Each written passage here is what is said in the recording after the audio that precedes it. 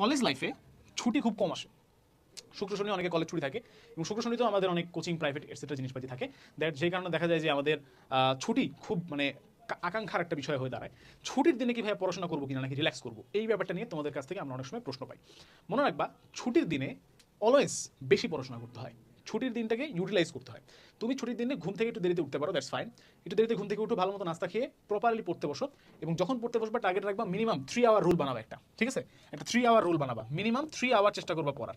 এবং 3 ঘন্টা পড়লে দেন তুমি উঠবা, ঠিক আছে? তো তুমি ধরো সকালবেলা ঘুম থেকে লেটে উঠলা, আস্তে ধীরে করে পড়তে বসলা ধরো 10টার দিকে, একটার সময় উঠবা পড়া থেকে, 10টা থেকে একটা সময় উঠে দেন তুমি, ঠিক আছে, তুমি এখন লাঞ্চ করবা, শাওয়ার নিবা, চিল করবা, যা করো করো, 3 আওয়ার রুল মেনটেন করবা। এবং ছুটির দিনে সবসময় একটা জিনিস মনে রাখবা যে সামনে তোমার কি কি আছে, কলেজে সিটি আছে কিনা, কোনো কারো কাছে মডেল টেস্ট দেওয়ার আছে কিনা, বা কি কি বাকি আছে, এতদিন যেগুলো পড়লাম সেগুলো রিভাইজ করা যাচ্ছে কিনা, সেই প্ল্যানটা বানায় ফেলবা। একটা সাদা কাগজে বা ডায়েরির মধ্যে লিখবা যে এই জিনিসগুলো আমি পড়বো, এন্ড সেই প্ল্যানটা বানায় ফেলবো এবং সেই অনুযায়ী কাজ করবা। This is very very important.